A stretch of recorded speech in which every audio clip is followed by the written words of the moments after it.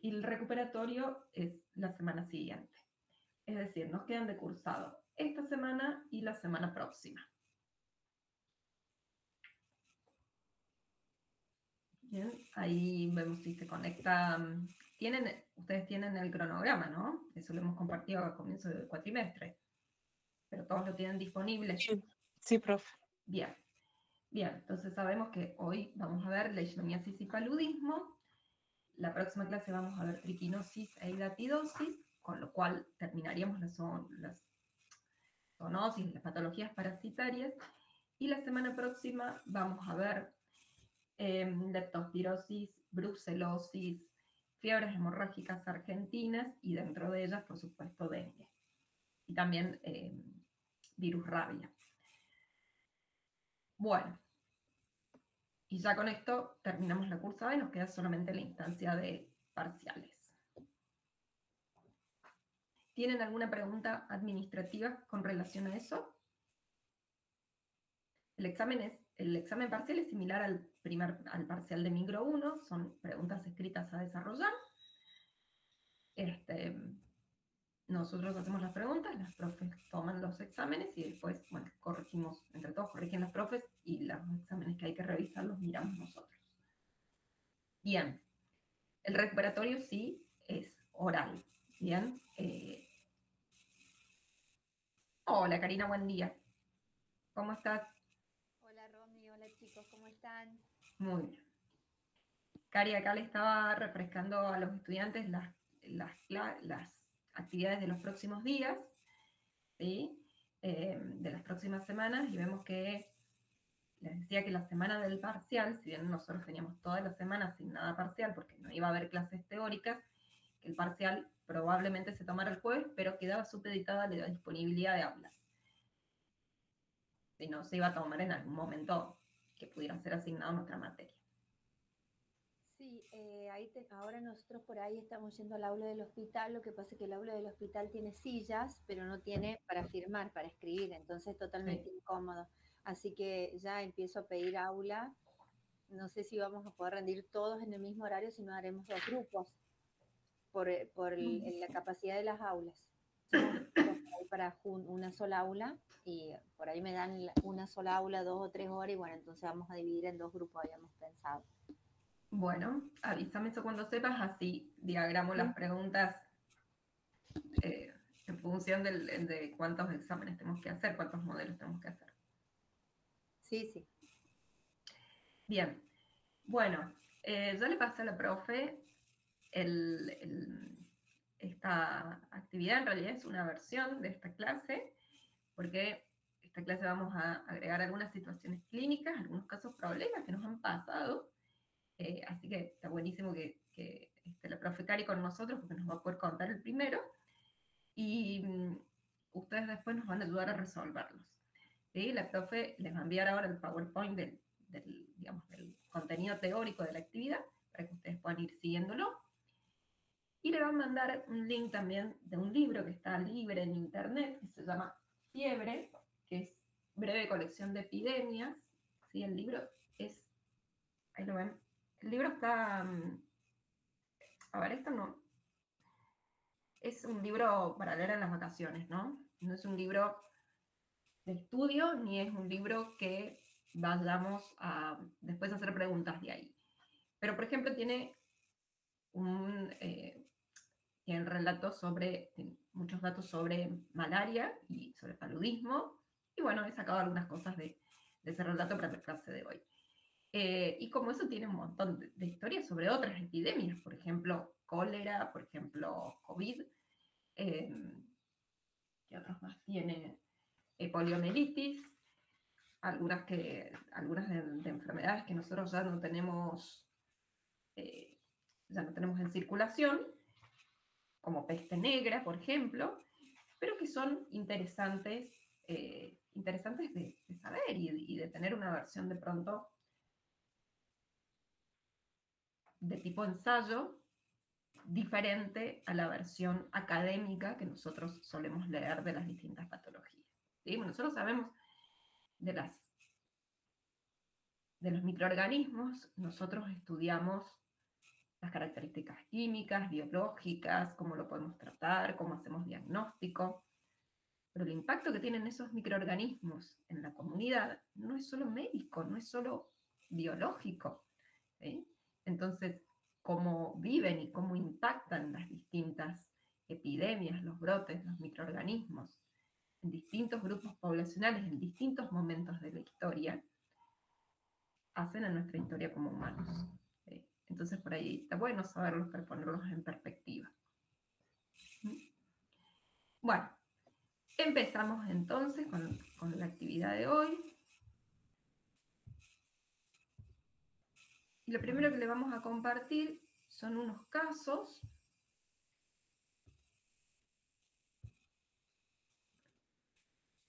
Lo podemos ver ahí en la pantalla, ¿sí, no es cierto? Sí, profe, se ve. Bien, el primer caso clínico es un caso de la doctora Chirino, que me lo prestó para esta clase, y yo lo vengo usando hace un año. Así que, Cari, si vos querés contar cómo es la historia de este paciente.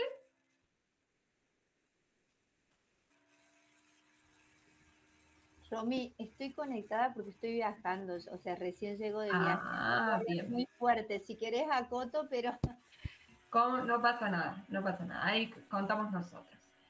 Este paciente es un masculino de 55 años, que es oriundo de la provincia de Formosa, de una localidad que se llama Ibarreta, que es del interior de Formosa, que se ocupaba de vender leña y carbón, digamos, esos hacen, digamos, entran al monte, en esa zona de Formosa hay una parte del monte chaqueño, entonces tienen árboles de muchísimos años de antigüedad, con muy buena madera, entonces bueno, los cortan, los hachan, se venden una parte como leña y otra parte se convierte en carbón. ¿Sí? Entonces, bueno, eso era la ocupación de este señor. Antes había trabajado como camionero. La cuestión es que este señor vivía con su esposa, con sus 2 hijos, no tenían ninguna enfermedad, tenía algunas mascotas en la casa, tenía 2 perros y un conejo, que según lo que decía él, estaban vacunados para la rabia, digamos, para las vacunas que están disponibles. No tenía mucho más detalle, digamos, no es que los llevaba al veterinario cada 6 meses, pero bueno, decía él que los tenía vacunados. Era un paciente con antecedentes de hipertensión, que tomaba su medicación para la tensión, y como hábitos tóxicos refería al consumo de alcohol los fines de semana o en algún cumpleaños, digamos, un bebedor social. Había tenido una cirugía en la pierna izquierda por una fractura muchos años antes, y su propio calendario de vacunación estaba un poquito incompleto. Sí tenía solamente la antitetánica, que se la había colocado en el 2020, no estaba vacunado para COVID, no estaba vacunado para influenza. La cuestión es que este paciente consulta por la úlcera que ustedes pueden ver acá en el pie, esta lesión que ustedes pueden ver acá en el pie, que llevaba 3 años de evolución. ¿Qué es lo que se había iniciado la lesión con una mordedura de perro? En ese momento él consulta en un centro de salud, le hacen las curaciones, le dan antibióticos. Esa úlcera nunca cierra completamente, era como que cerraba y se volvía a abrir, pero queda una lesión que persiste y que por momentos drenaba, que por momentos volvía a ulcerarse, cerraba, pero nunca terminaba de curar completamente. Esta lesión lleva 3 años ya de evolución y el paciente había consultado en múltiples centros de salud durante ese tiempo. O sea, había ido al hospital de Ibarreta, después una vez había ido en Formosa Capital, había consultado también. Bueno, había hecho un par de consultas por esta lesión que no terminaba de curar.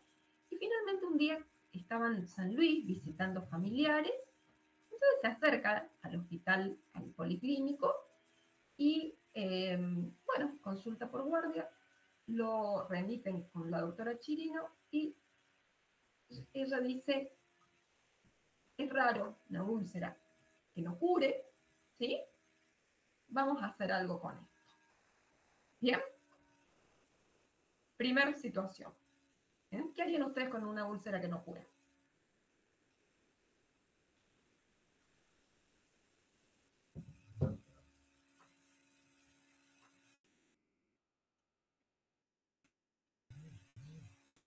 Hay algo que nosotros siempre decimos en medicina. Lesión en piel de más de 15 días de evolución merece biopsia. ¿Sí? En el mejor de los casos puede ser una infección, pero puede ser un tumor, puede ser una patología crónica. ¿Bien? O sea, una lesión de más de 15 días de evolución hay que darle importancia. ¿Sí? Sobre todo si no tiene un origen claro. A lo mejor que si no sé, te lastimaste, te mordió un perro y vos sabés que eso está en proceso de resolución. Pero esta lesión que tiene 3 años, eso no es normal. ¿Bien? Primer concepto que nos tenemos que llevar. La doctora Chirino lo que hizo fue tomar una muestra de ahí, lo que ustedes ven acá. Esto es, estaba haciendo la anestesia de la zona, lo que se hace inicialmente, y después va a tomar una biopsia con un tipo de aguja hueca que se llama Turcut, una aguja que se consigue ya en todos lados. Nos facilita mucho la toma de muestras de piel porque lo que hace es toma como un mordisco del tejido celular, del tejido celular. Entonces vos presionás la aguja sobre la piel y después cuando aspiras sacas un cubo de 0,3 milímetros del tejido. ¿Bien? Y eso se manda a anatomía patológica, a bacteriología, donde corresponde. Pero no sangra, no les digo que no duele, pero es mucho menos cruento que tomar una aguja, tomar una muestra con bisturí. Bien, este es el primer caso, lo vamos a dejar al paciente en la sala de espera, vamos a atender el paciente que sigue. El paciente que sigue es un paciente, este lo recibí yo en una guardia, paciente de 39 años, que es de acá de Córdoba, que es comunicador social, vive en pareja, tiene 2 hijos sanos, no tiene antecedentes patológicos conocidos, no tiene ninguna enfermedad que sepa, estaba vacunado para COVID, tenía 2 dosis de vacunación para COVID, y estaba vacunado para fiebre amarilla, se había vacunado en el 2022.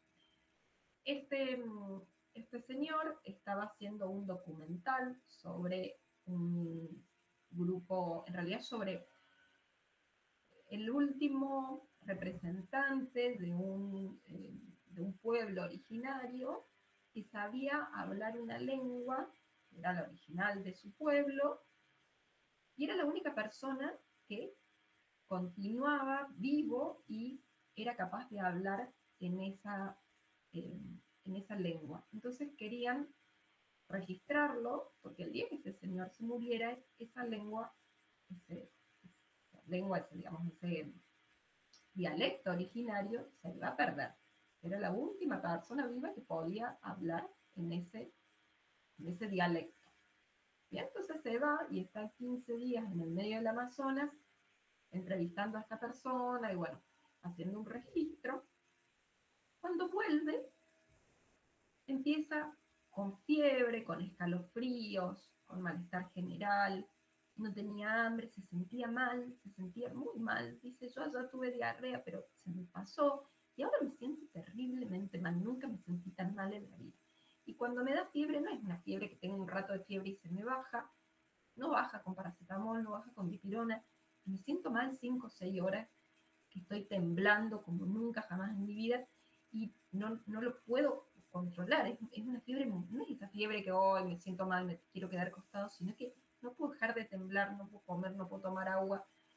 Me siento realmente muy mal.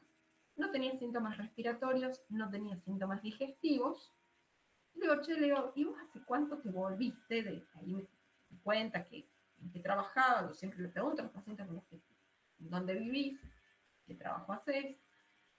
Bueno, y me cuenta sobre este viaje, y digo, ¿cuándo volviste del Amazonas? Y dice, hace 2 semanas. Bien.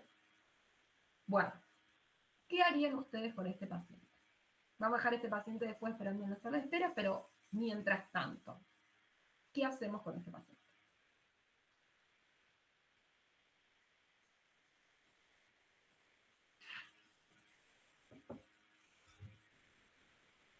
Con lo que ustedes saben hasta ahora, ¿qué harían con este paciente?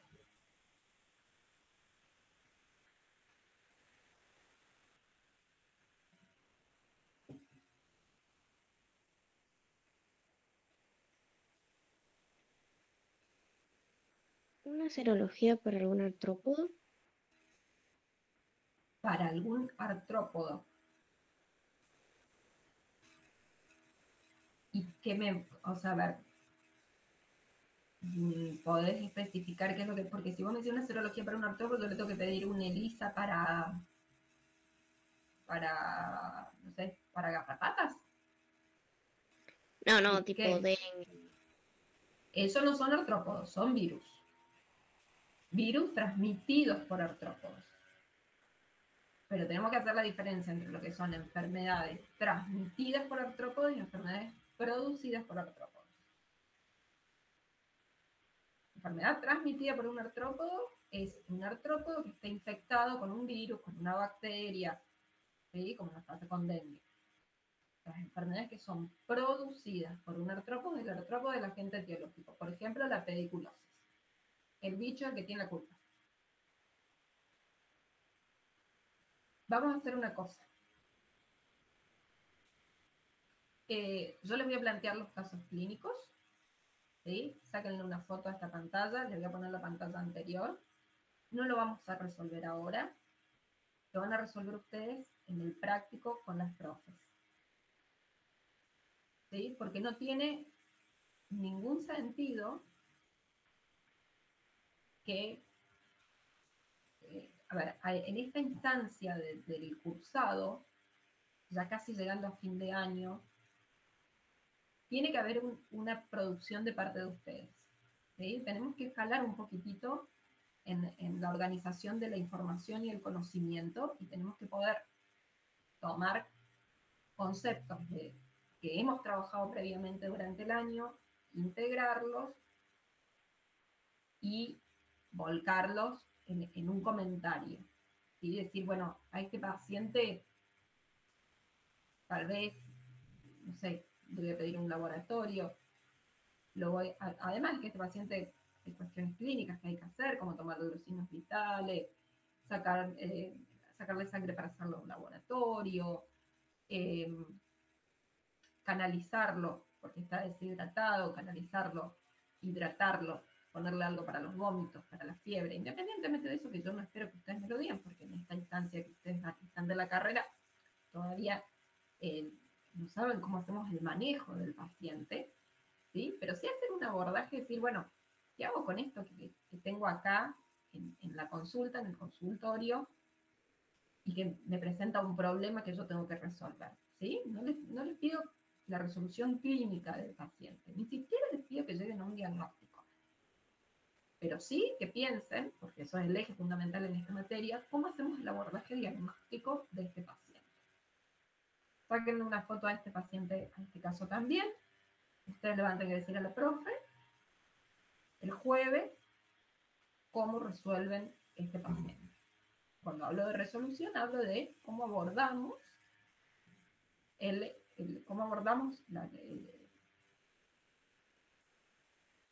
cómo hacemos el protocolo de diagnóstico, digamos, qué estudios pedimos, qué buscamos, ¿sí?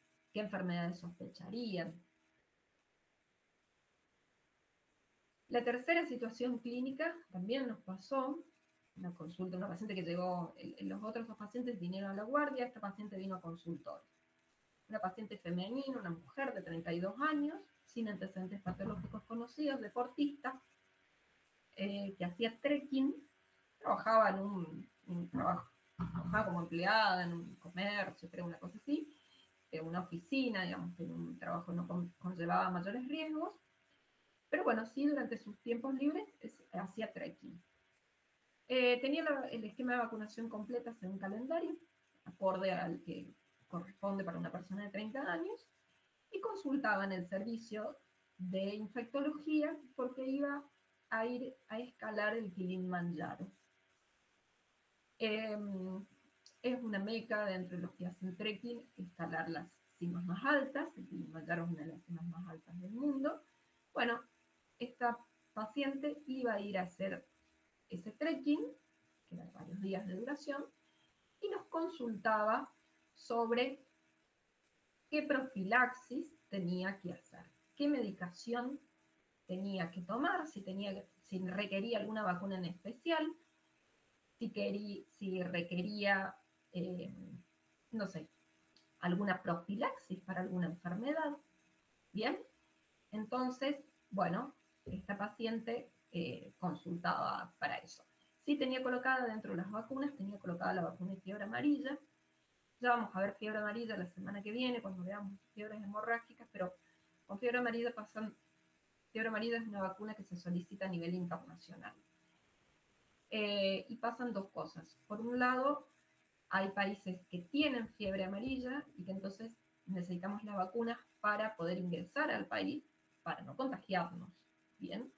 Y por otro lado, hay países que no tienen fiebre amarilla, pero que exigen que las personas que ingresan a ese país ingresen con la vacunación al día para que eventualmente no estén infectados de manera latente y contagien la infección porque no tienen el virus, pero tienen el vector.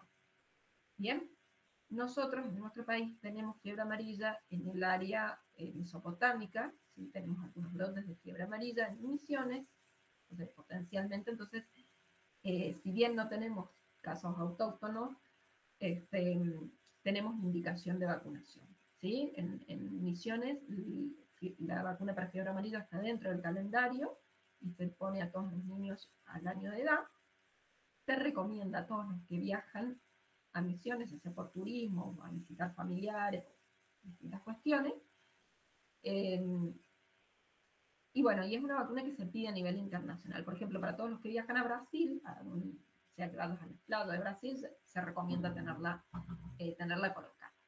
Bien, esta señora tenía la vacuna de fiebre amarilla colocada, así que eso no era un problema. Es una vacuna que se pone una sola dosis en la vida y te dan un calendario que tiene una validez internacional. Tiene el sello no del vacunatorio, sino de la Organización Mundial de la Salud. Entonces vos te vas a otro país y decís, sí, tengo la vacuna puesta y ese carnet es válido. Romy, te hago Sí. una consulta. Perdón, yo estoy en un café medio covacha, en un rinconcito, por eso les hablo así, porque recién llego de viaje y me instalé acá para estar en la clase.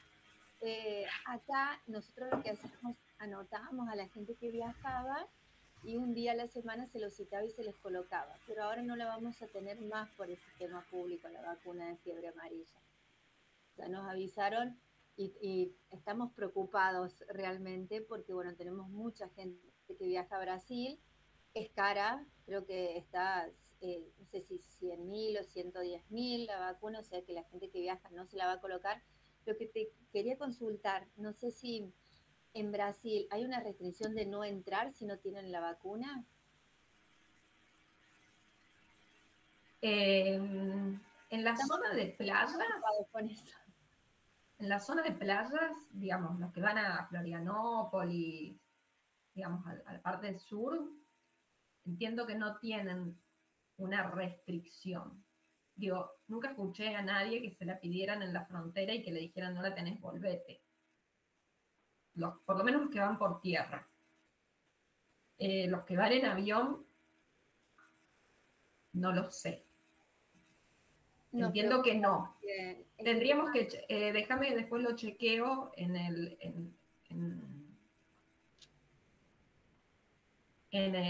CD, no en el CD, en el CDC, ¿sí? El CDC, el Centro de Control de Enfermedades Infecciosas, depende de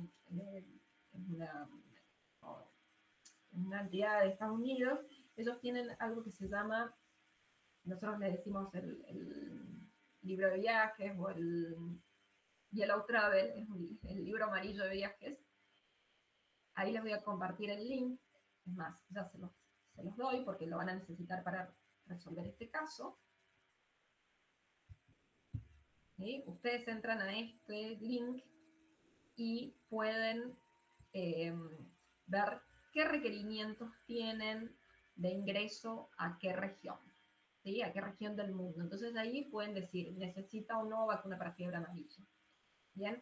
Porque en Brasil la indicación de vacunación depende de la zona. Entonces hay algunos lugares donde es no negociable y en otros podés entrar sin la vacuna. Lo que pasa es que más allá del requerimiento del país para para que vos ingreses o no, sí está el riesgo de contagio. Entonces, bueno, nos estamos comprando un problema si no vacunamos a los viajeros, porque tenemos riesgo de que vuelvan infectados y nos generen un brote, ¿no? Son esas decisiones de salud pública que son pan para hoy y hambre para mañana. ¿Bien? Nos sale mucho más barato vacunar al viajero que manejar un brote. Bueno, esto tiene que ver con decisiones de salud pública que no tiene ningún sentido volver a discutir, y más después del resultado de las elecciones de ayer. Está claro lo que elige la mayoría de la población. Bueno, eligen esto que implica estas políticas de salud pública. La indicación médica es de vacunación, ¿sí? Si el paciente viene a la consulta, vos le tenés que decir, te tenés que vacunar, ¿sí? Tenés que hacer el DRT con la indicación de vacuna. Si el paciente no se la puede colocar, bueno, la verdad que es una vacuna que se coloca una vez en la vida, ¿sí? Entonces, también por ahí es una decisión decir, bueno, me voy a colocar la vacuna, está bien, la vacuna sale 100.000 pesos, no es económica. Si vos estás planificando unas vacaciones que te van a salir 2 millones de pesos, bueno, a lo mejor podés prorratear el gasto de la vacuna para el grupo familiar dentro de los gastos de vacaciones y decir, bueno, vamos a viajar 3 o 4, ahorro durante el año y pongo la vacuna, y es una sola vez en la vida. También es una decisión de cuál es, digamos, pues, tal vez decir, bueno, tengo que poner el gasto de la vacuna dentro de los gastos de viaje. Bien, para mí siempre la vacunación es una cuestión de salud pública muy importante de sostener, porque, como les digo, no sale más barato vacunar que manejar un brote. Bueno, son distintas decisiones. Hay gente que no se vacuna porque decide no vacunarse. Bien, les dejo entonces, les sacaron foto a esto para que lo puedan buscar. Y respecto a tu pregunta, Cari, ya lo voy a chequear. Ya lo vamos a chequear para contestarte a ciencia cierta. Sí, teníamos duda con eso. No sabíamos si, como decís, nunca escuché que hagan volver a alguien por no ir con la vacuna, pero no sabíamos bien si era algunas localidades. Sí, en algunas regiones, sí, por ejemplo, si te vas a la Amazonía, le tenés que tener. Eso no hay discusión. Ya la semana que viene vamos a ver fiebre amarilla, cuando veamos fiebres hemorrágicas, y ahí te contesto todas estas dudas. ¿Sí? Así que bueno, yo les dejé tarea a ustedes y ustedes me dejaron tarea a mí. Está bien, me parece justo. Ahora cada uno tendrá que resolver su parte. Vamos entonces, vamos a dejar a estos pacientes esperando en la sala de espera, ¿sí? Ustedes van a tener que investigar qué abordaje diagnóstico hacemos en cada caso, qué le recomendamos a cada paciente, y mientras tanto vamos a revisar un poquitito de qué se trata la leishmaniasis, de qué se trata el paludismo, ¿sí? La leishmaniasis, vamos a empezar con leishmaniasis, es una antropozoonosis hemohistoparasitaria. ¿Por qué decimos así? Una antropozoonosis, recuerden ustedes que las zoonosis son todas aquellas enfermedades que se transmiten, que se comparten con otros animales, pero se considera una antropozoonosis porque el reservorio principal es el ser humano. Es una patología hemohistoparasitaria porque afecta tanto los macrófagos, por lo tanto está en sangre, como los tejidos. ¿Bien? Y es producida por un protozoario flagelado del género Leishmania. El protozoario flagelado, recuerden que los protozoarios flagelados, mastigofodarios, eran un grupo donde encontrábamos a Trypanosoma cruzi, agente etiológico de la enfermedad de Chagas, Leishmania, Giardia y Trichomonas, ¿sí? Todos estos eran primos hermanos. Y es una enfermedad transmitida en la naturaleza por un mosquito, ¿sí? Por un díptero hematófago, que puede ser tanto del género Luxomia como del género Phlebotomy. ¿Cómo evoluciona clínicamente? Bueno, nosotros tenemos dos formas de leishmaniasis. En realidad hay tres formas de leishmaniasis: una leishmaniasis cutánea pura, una leishmaniasis mucocutánea y una leishmaniasis visceral. En general es una patología que evoluciona en la cronicidad, que tiene una evolución tórpida, que evoluciona a lo largo de varios años, ¿bien? Que puede tener periodos de resolución y periodos de reactivación. ¿De qué depende que tengamos una afectación cutánea, mucocutánea o visceral? De distintas cepas del parásito que tienen afinidad por la piel o que tienen afinidad por las vísceras. Entonces hay algunas que son dermatotropas y otras que son viscerotropas. Y de eso depende el tipo de lesión que van a producir. Por ejemplo, nosotros tenemos las cepas viscerotropas en la región de la Mesopotamia, y principalmente en Misiones, parte de Corrientes. Ahí tenemos casos de leishmaniasis visceral. No tenemos leishmaniasis visceral en el resto del país. Pero sí tenemos leishmaniasis cutánea en todo el norte de Argentina. O sea, de Tucumán, Santiago del Estero para arriba, tenemos casos de leishmaniasis cutánea.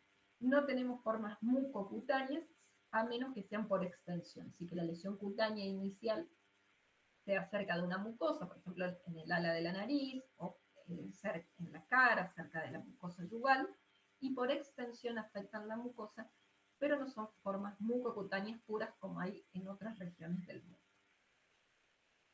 Como todas estas patologías, predominan climas cálidos, ¿sí? Donde tenemos presencia del vector, donde tenemos una temperatura y una humedad que permiten el crecimiento y el desarrollo de los dípteros, y predominan países subdesarrollados, ¿no? Con carencias sanitarias importantes que favorecen la proliferación de vectores. Además está decir que estamos dentro de ese grupo. En nuestro país, el área endémica abarcaba, digamos, todas estas provincias: Formosa, Chaco, Corrientes, Misiones, Salta, Jujuy, Tucumán, Catamarca, Santiago del Estero. San Luis no tiene casos autóctonos, pero eventualmente puede recibir viajeros o personas que vienen de áreas endémicas, porque han vivido ahí o porque han ido de visita, y bueno, pueden constituirse un problema.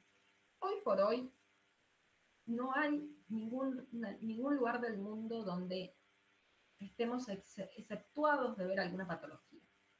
El ser humano es un migrante por naturaleza, entonces siempre se mueve, ¿no? Eso desde el comienzo de los tiempos de la humanidad, siempre migra por distintos motivos, porque viaja, porque visita, porque se muda.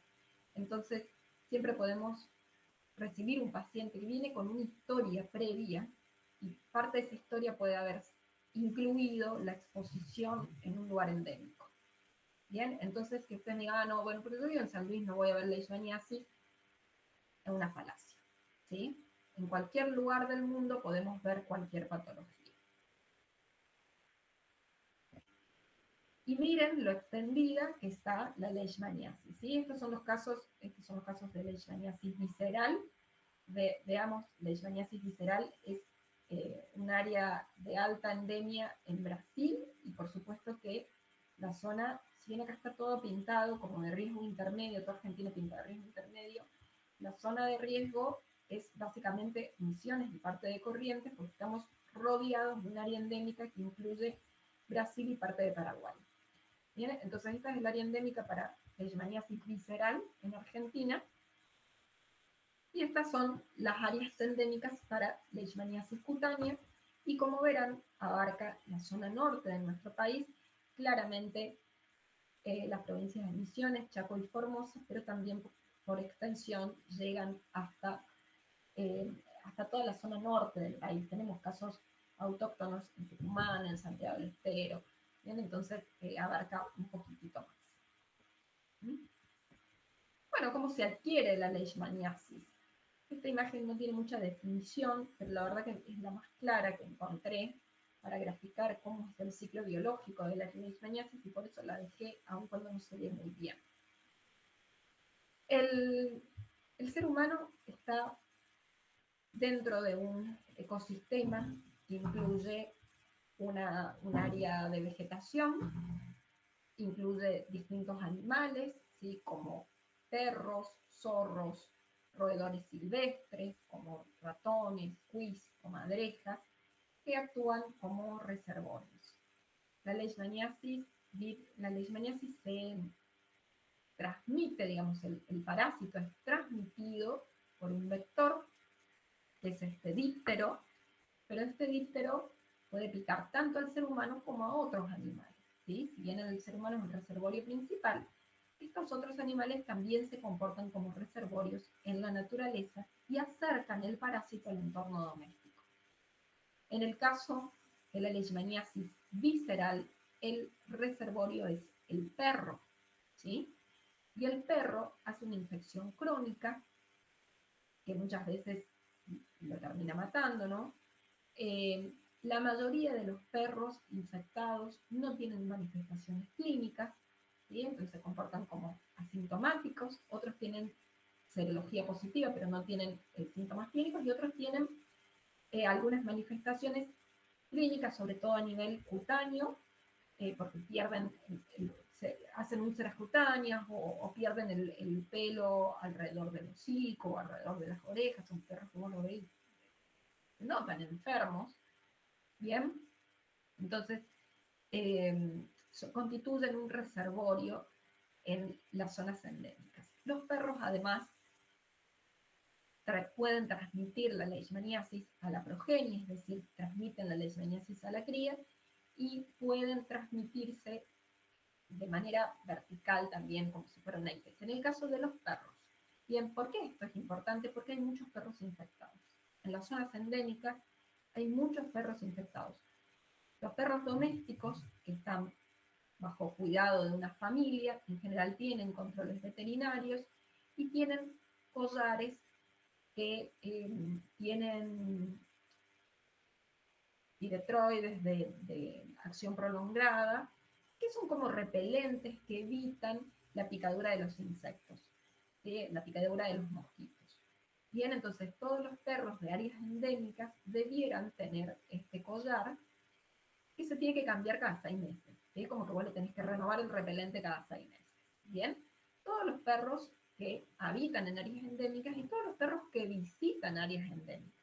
¿Por qué digo esto? Porque ustedes ven que ahora está como es usual que los perros sean parte de la familia, entonces la familia se va de vacaciones y lleva al perro. Bien, eso cada vez es más frecuente. Entonces la familia me dice, no, sí, me fui de vacaciones a las cataratas y me llevé el perro. Bien, o compré el perro, porque lo compré en un criadero, ¿y de dónde viene el perro? ¿De dónde es ese perro? ¿Sí? ¿Nació en Villa Mercedes el perro o lo trajeron de otro lado? ¿Viajó ese perro antes de llegar a tu casa?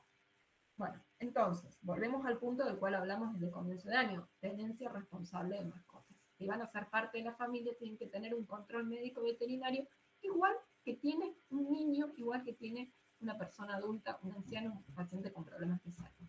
Vamos a tener un perro, va a ser parte de la familia, perfecto. Tiene que tener control médico, médico sanitario. Entonces, los perros se comportan como reservorio de la leishmaniasis visceral. Y además anteceden a la infección en seres humanos 5 o 6 años. Los primeros que nos alertan de los casos de leishmaniasis son los veterinarios, que nos dicen tenemos perros infectados.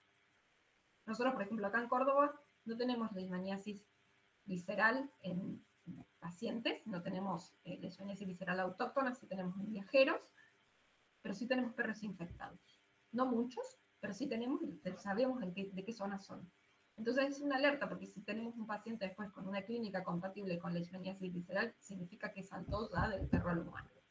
Bien, y anteceden a la infección en humano en 5 o 6 años. ¿Sí? Eso se ha estudiado y está demostrado, digamos, ya fehacientemente. Entonces, los perros, y por supuesto probablemente también los zorros, sean reservorios de leishmaniasis de tipo visceral. Y los roedores son reservorios de leishmaniasis cutánea. ¿Sí? Y esto es un problema más grave todavía, ¿no? Porque los roedores, hablamos de ratas, de cuis, de comadreja, que no son animales domésticos y por lo tanto no tienen un control veterinario. ¿Bien? Con lo cual el riesgo es mucho mayor una vez que estos roedores ingresan en el entorno doméstico. ¿Qué es lo que sucede? El flebótomo, que es este tipo de dipterohematófago que transmite al protozoario, que se comporta como vector biológico del protozoario, generalmente vive en entornos rurales o suburbanos, ¿sí? Porque habita en el... este es el fleótomo, mide aproximadamente 2,5 milímetros, tiene un color amarillo pálido, tiene un cuerpo con muchos pelitos, bien peludo, muy parecido al de una polilla, pero tiene una probóscide larga que le permite funcionar la sangre. Bien, la hembra pone alrededor de 50 a 60 huevos, solo las hembras son hematófagas, los machos son fitófagos, y pican tanto mamíferos como aves. Son atraídas por la luz, ¿sí? Entonces pican por la luz artificial, digo, entonces pican en el horario vespertino, o sea, pican desde la puesta del sol hasta el amanecer. Ese es el momento donde tienen mayor actividad y pueden picar tanto en el medio externo, tanto en el entorno peridomiciliario como dentro de la casa. ¿Sí? Pero por supuesto que si yo tengo una luz prendida en la casa, va a atraer que entre el flebótomo por la ventana y trate de picar. Pasan bastante desapercibidos, son difíciles de detectar y vuelan alrededor de, en general vuelan alrededor de 200 metros, ¿sí? Pero pueden llegar a volar hasta 2,5 kilómetros. ¿Por qué es importante esto? Porque si nosotros detectamos un caso de leishmaniasis, tenemos que pedir la fumigación, ¿sí? Tenemos que tratar de eliminar los vectores en la zona. ¿Bien? Entonces, ¿cuántas manzanas yo voy a fumigar alrededor de un caso de leishmaniasis? ¿Cuántos kilómetros a la redonda de un caso de leishmaniasis yo tengo que fumigar? Bien, para eso tengo que saber cuál es la capacidad de vuelo del vector. Bien, entonces, ¿qué es lo que va a pasar? Este vector, que vive generalmente en un entorno rural o en un entorno suburbano, que generalmente pica y se alimenta de los animales que pueden ser domésticos o pueden ser silvestres, y puede tomar contacto con el ser humano, ya sea porque el ser humano vive en un entorno rural o suburbano, que esté con la luz prendida del casa, entonces va el flebótomo y lo pica, o porque esta persona realiza tareas en un entorno rural, ¿sí? Porque trabaja en el campo, porque trabaja en la cosecha, porque trabaja recolectando leña, porque trabaja en la construcción o en el mantenimiento de caminos rurales, digamos, porque hacen una actividad laboral que lo expone a este medio, ¿no? Que es el entorno de monte. La leishmaniasis cutánea está estrechamente relacionada con las actividades rurales o suburbanas o de monte. La leishmaniasis visceral está mucho más integrada a las zonas urbanas. ¿Sí? Los casos de leishmaniasis cutánea en general los vemos en pacientes que hacen actividades rurales. La leishmaniasis visceral es urbana. ¿Sí? La encontramos en los pueblos, la encontramos en las ciudades. Y eso tiene que ver con la distribución del vector y de las distintas cepas del parásito. Por ejemplo, nosotros leishmaniasis visceral, la mayor cantidad de casos fueron reportados en Posadas, ¿sí? Que es la ciudad capital. ¿Bien? No en el medio del monte, ¿sí? Sino entre gente que, vivía en una ciudad como como cualquier ciudad que ustedes conocen, como ya no sé, como San Luis, no es que vivían en el medio del monte y por eso se contagian. Bien, ¿estamos hasta acá? ¿Se entiende cómo es el entorno? ¿Cómo es la situación epidemiológica? ¿Me siguen? Sí, profe. Bien. Tenemos dos formas. Este protozoario, dijimos que era un mastigopodario, por lo tanto, tiene dos formas polares, de quiste y de trofozoito. La forma de quiste se denomina amastigote. Tienen una forma oval de 2,5 micras de diámetro, con un núcleo excéntrico redondeado. y un flagelo intracelular.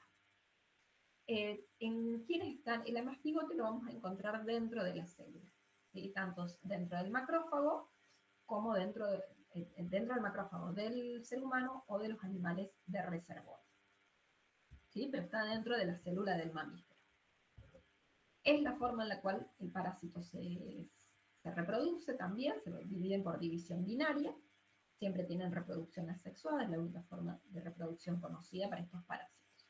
Y el promastigote es la forma como si fuera de trofozoito, tiene un núcleo central con un kinetoplasto que da origen a un flagelo único que le permite la movilidad. La forma del promastigote se encuentra en el vector, ¿sí? La mastigote se encuentra en el mamífero, el promastigote se encuentra en el vector. Por lo tanto, esto es un ciclo biológico indirecto porque tiene dos hospedadores diferentes.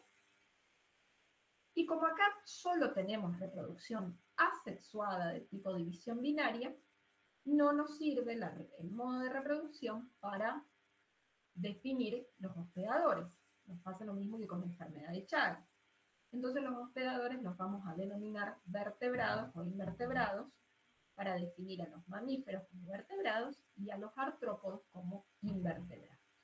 Bien, entonces es un ciclo biológico indirecto que tiene hospedadores vertebrados representados por mamíferos y hospedadores invertebrados que alojan el promastigote y están representados por un díptero hematófago que puede ser tanto Luxomia como Fleboto. Bien, ¿me siguen hasta acá? ¿Qué va a pasar cuando el vector pique a un hospedador? ¿Sí?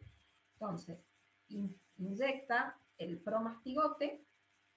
El promastigote es fagocitado por un macrófago en el sitio de la picadura, es fagocitado por un macrófago. Y acá pueden pasar dos cosas. Si es una cepa dermatotropa, la lesión va a quedar localizada en el sitio de la picadura. Si es una cepa de leishmania, que es viscerotropa, una vez que infecta el macrófago, se va a diseminar por el resto del organismo, ¿sí? Porque tiene tropismo visceral. Entonces, ¿a dónde va a ir el macrófago? El macrófago va a ir siguiendo el sistema retículo endotelial. Va a ir primero a los ganglios, ahí este mastigote se va a reproducir, va a ganar nuevos macrófagos y se va a diseminar por el resto del organismo. O sea, primero, siempre siguiendo el sistema retículo endotelial. Entonces va a ir a los ganglios, después va a ir al vaso, al hígado y va a llegar finalmente a la médula ósea. ¿Sí? ¿Por qué es importante esto? Es similar a la fisiopatogenia que veíamos en histoplasmosis. Entonces, ¿qué es lo que va a tener el paciente? Bueno, y el paciente va a tener linfadenopatías, va a tener hepatosplenomegalia y va a tener afectación de la médula ósea con anemia, plaquetopenia, leucopenia. ¿Bien? Entonces, esto para las formas viscerotropas. Las formas dermatotropas, que son las que producen la leishmaniasis cutánea, para producir lesiones localizadas en el sitio de la picadura. ¿Cómo sigue esta historia? Bueno, viene otro díptero, pica de nuevo a esta persona que está infectada, a este mamífero que está infectada, se infecta el vector, el parásito convierte a su forma de promastigote, se multiplica en el intestino del mosquito y este parásito migra nuevamente a la probóscide, ¿sí? Que es como si fuera la boca del vector, y se reinicia el ciclo. ¿Bien? Es un ciclo biológico bastante simple. ¿Sí?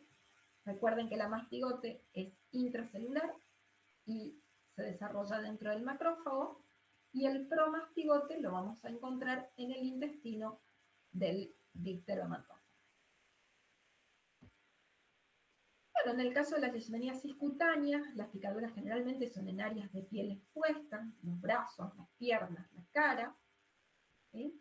En el sitio de la picadura se produce primero una lesión, que es como una mácula es una mancha, una lesión macular, rosada o rojiza, que después progresa a un nódulo que finalmente, o una placa, ¿sí? Sobrelevada, que finalmente se ulcera y deja una lesión, una exulceración, no suelen ser muy profundas, con bordes indurados, en anillo decimos que son, porque están fibrosados en la periferia, entonces no es una lesión extensa ni con bordes anfractuosos, sino que es una lesión, una exulceración bien formada, bien delimitada, con un anillo fibroso alrededor y una úlcera que no tiene demasiada profundidad y que en general no se sobreinfecta. A veces puede tener un poquito de fibrina, pero en general no está sobreinfectada.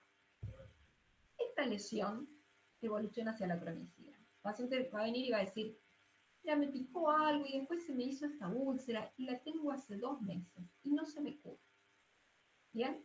O lo que también puede suceder es que cure espontáneamente, ¿sí? Porque el paciente no consultó, cura espontáneamente y después vuelve a recidivar un tiempo después. ¿Sí? Se cura, pero el parásito queda en la lesión y vuelve a recidivar un tiempo después. Este paciente que vemos acá en la foto es un paciente que recibió en una guardia un día. El paciente venía con una lesión que tenía 1 mes de evolución y tenía como antecedente haber viajado a la zona de las yungas, digamos, en la zona de las yungas son el bosque húmedo de altura que tenemos en Tucumán, ¿sí? En la zona de San Javier, en esa región. Es una zona preciosísima, siempre lo recomendamos para vacacionar porque es una zona realmente muy bonita, pero bueno, tiene el riesgo de la picadura de los dípteros y este paciente volvió con este souvenir. La leishmaniasis mucocutánea se puede producir por extensión, como decíamos recién, de la enfermedad local de la piel al tejido mucoso, ya sea por extensión directa o a través del torrente sanguíneo o los vasos linfáticos. Son lesiones de tipo granulomatosa, que pueden tener un eritema crónico, ¿sí? Como si fuera un eritema que no cura, un paciente que está con la nariz siempre irritada, que sangra, que se ulcera, y puede afectar tanto la nariz como la cavidad orofaringia, ¿sí? O la zona nasal. Las que tienen manifestaciones orales únicas, ¿sí? Son de difícil diagnóstico, ya que en general la cantidad de mastiotes es escasa y cuando yo hago la biopsia no llego a darlos, ¿sí? Entonces acá el antecedente epidemiológico me ayuda un montón para intentar hacer diagnóstico por otros métodos, ¿sí? No solo por método directo. Pero las exulceraciones son algo para controlar. Por supuesto que yo veo un paciente con una úlcera en la mucosa oral, lo primero que tengo que pensar es en qué.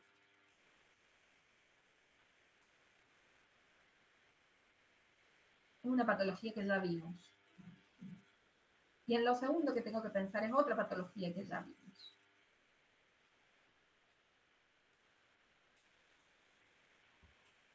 Bueno, se lo van a decir a la... ¿En qué? ¿En cómo? ¿En herpes? Herpes en general no afecta cavidad oral, o sea, no afecta la mucosa oral. Sí puede afectar los labios, pero no la mucosa oral. Una enfermedad de transmisión sexual, sífilis. ¿Escuché sífilis? Sí, profe, sífilis. Sífilis. Sífilis es la primera en la cual yo tengo que pensar. Y en la segunda, que también me podría dar úlceras orales, es una micosis.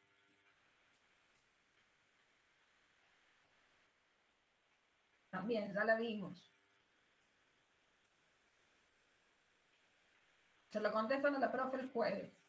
Diagnóstico diferencial con qué? Paciente que tiene lesiones orales. Una candidiasis. No da ulceraciones, la candidiasis. Puede dar afectación de la cavidad oral, pero no son úlceras. ¿Qué tipo de lesión da la candida en la mucosa oral?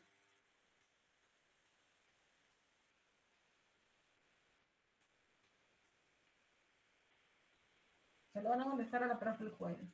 no cualquier microorganismo da cualquier lesión en cualquier lado. ¿Sí? Nosotros, por eso esta materia tiene un abordaje sindrómico. ¿Sí? Porque el paciente no va a venir con una enfermedad, no va a venir, yo tengo una enfermedad parasitaria. Va a venir con una lesión, va a venir con un síndrome, va a venir con una manifestación clínica, y ustedes tendrán que abordar los distintos diagnósticos diferenciales que podrían producir esa lesión. También podría tener una ulceración en el paladar, podría tener origen no infeccioso, ¿sí? Podría ser secundario a una enfermedad de Behçet, ¿sí? Que es una enfermedad inmunológica, ¿sí? Variante del lupus, ¿bien? Similar al lupus, que hace ulceraciones en mucosas, tanto orales como vaginales. Podría ser una enfermedad traumática, ¿sí? Una lesión traumática, por ejemplo, si el paciente tiene una prótesis móvil que por choque, por presión, termina siendo una ulceración, por algo traumático. Podría ser una patología oncológica, ¿sí? Podría ser un cáncer de la cavidad oral, también podría ser eso. ¿Bien? No necesariamente de origen infeccioso, pero bueno, yo no les puedo pedir los diagnósticos diferenciales no infecciosos, pero sí dentro de las patologías que nosotros hemos visto, tenemos 3 o 4 que pueden hacer lesiones en la cavidad oral de este tipo. Lesiones con pérdida de materia, es decir, exulceraciones. ¿Bien? Entonces, eso ustedes tienen que decir, bueno, a ver, de todo lo que hemos visto, ¿qué me puede dar una úlcera en el paladar? Les dejo de tarea. ¿Sí? Estas cosas nosotros no las planteamos a comienzo de año, pero ya en esta instancia tenemos que poder empezar a relacionar la información de las distintas patologías que hemos ido estudiando. ¿Sí? En esta instancia lo podemos pensar, podemos revisar los apuntes, lo podemos contar. Bien, nos podemos equivocar, nos podemos confundir, podemos preguntar, che, puede ser tal cosa, puede ser tal otra. En una instancia de examen final, yo espero que ustedes me lo digan a esto con fluidez.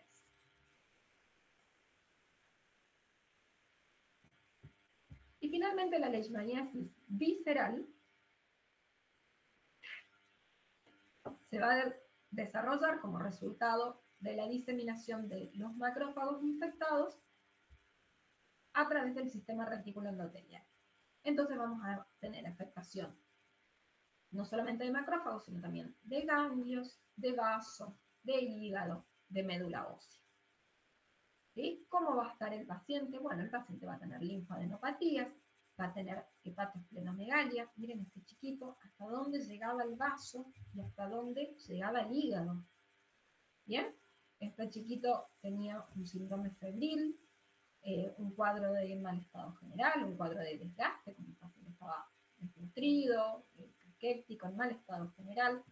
Tenía linfadenopatías, hepatosplenomegalia, tenía infecciones bacterianas a repetición porque tenía una leucopenia, ¿sí? Tenía una afectación de la médula ósea con disminución en la generación de leucocitos. Entonces eso llevaba a que el paciente tuviera infecciones bacterianas a repetición. Bien, tenía un síndrome febril prolongado. Entonces este paciente que se presenta a la consulta, en este caso, el caso de la foto es un niño, pero por supuesto que también se presentan adultos. El paciente viene a la consulta con fiebre, con pérdida de peso, con diarrea, con debilidad, con epistaxis o con sangrado nasal o con gingivorragia, con sangrado de las encías, porque tiene una plaquetopenia. Lo primero que pensamos cuando recibimos un paciente así, sobre todo si es un paciente joven, es que tiene una leucemia. Primer diagnóstico de una patología oncológica. De hecho, los primeros casos de leishmaniasis visceral en Misiones fallecieron con un diagnóstico presuntivo de enfermedad oncológica. Hasta que en un momento hubo una niña que fue recibida en el Madariaga, que es el hospital central de la capital, y la derivaron al Garrahan. Con un diagnóstico de enfermedad oncohematológica. Y cuando llega al Garrahan dicen, che, esto, ustedes saben que el Garrahan es un hospital de referencia en pediatría, es el mejor hospital de pediatría que tenemos en Sudamérica, y recibe pacientes de toda la Argentina, y recibe pacientes incluso de otros países, pero sobre todo de la Argentina, de todas las provincias, porque es un centro de referencia para múltiples especialidades. Entonces, todo lo que las provincias no pueden resolver va al Garrahan. Por eso es un hospital tan importante y tan caro para la salud pública, ¿sí? Y recibe tanto pacientes mutualizados como pacientes del sistema público. La cuestión es que la reciben esta paciente y dicen, che, esto no es una leucemia. Lo estudia el equipo de oncohemato y dice, esto no es una leucemia, entonces empiezan a investigar diagnósticos diferenciales y se hace el diagnóstico de leishmaniasis visceral. Y a partir de ahí, nos damos con que tenemos circulación de leishmaniasis visceral en lesiones, se empiezan a diagnosticar, se estudian muestras de pacientes que habían fallecido con clínicas similares que habían sido diagnosticados como oncohematológicos, se hacen algunos diagnósticos retrospectivos con pacientes ya fallecidos y nos sirve para estar en alerta y diagnosticar los casos que siguieron a repetición, ¿sí? Recuerden que nosotros en Misiones tenemos endemia, por suerte una endemia baja, no son muchos casos al año, pero tenemos leishmaniasis visceral con circulación en la comunidad. El paciente, la leishmaniasis tiene tratamientos, los tratamientos se hacen con antimoniales, o sea, fármacos del tipo de la anfotericina o parecidos. Son tratamientos prolongados que se hacen, que tienen con fármacos de alta toxicidad que se tienen que infundir por vía endovenosa. Bien, es una patología grave que sin tratamiento oportuno conlleva la muerte del paciente, ¿sí? Por eso es de vital importancia pensarlos epidemiológicamente para poder hacer el diagnóstico microbiológico y poder ofrecer el tratamiento en tiempo y forma. Bueno, ¿y cómo vamos a diagnosticarlo? Tenemos métodos complementarios que nos pueden apoyar en la sospecha epidemiológica. Si yo veo un paciente que tiene una lesión cutánea, que tiene un cuadro clínico sistémico con hepatosplenomegalia, linfadenopatías, compromiso de médula ósea, le pido un laboratorio general, es el primer gesto que yo hago con un paciente. Si tengo anemia, tengo trombocitopenia, tengo neutropenia, tengo aumento de transaminasas como signo de inflamación hepática. Bueno, esto es como para pensar la posibilidad de una leishmaniasis visceral. Bien, lo tengo que integrar en los diagnósticos diferenciales. ¿Y cómo hago el diagnóstico etiológico? En la leishmaniasis visceral, el diagnóstico de elección es la función de médula ósea. En la médula ósea, en general, voy a tener mejor rédito, voy a encontrar mayor cantidad de amastigotes. Puedo hacer también un frotis o una biopsia, por ejemplo, de ganglio, también puedo tener un buen rédito. En el caso de la leishmaniasis cutánea, de las lesiones cutáneas, lo que tengo que hacer es una muestra de biopsia del sitio de la lesión, ¿sí? Siempre tratando de sacar, recuerden que el parásito está en el macrófago, entonces yo tengo que levantar tejido sangrante, ¿sí? No puedo sacar una muestra de fibrina de la periferia, pues no voy a ver nada. Bien, lo que tengo que hacer es levantar macrófagos. Hay pruebas serológicas que me pueden ayudar y también, por supuesto, siempre puedo hacer PCR que va a mejorar el porcentaje diagnóstico. ¿Cómo vamos a prevenir la leishmaniasis? Lo primero, el control de reservorios, ¿sí? La tenencia responsable de mascotas, en el caso de la tenencia de perros, pensando en leishmaniasis visceral, y tratar de alejar los roedores del entorno doméstico. Recuerden que son vectores de leishmaniasis de tipo cutáneo. Evitar la acumulación de basura y aguas estancadas, porque esto favorece la proliferación del vector. Y evitar el ingreso del flebótomo mediante el uso de telas mosquiteras y de repelentes o insecticidas de corta duración.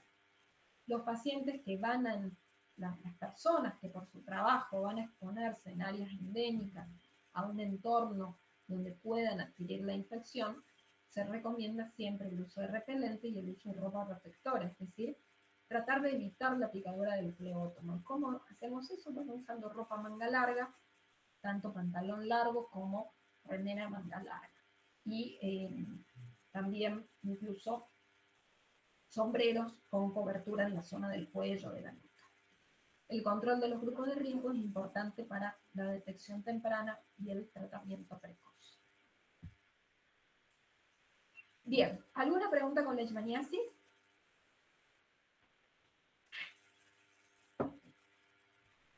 De mi parte no, profe. Bien.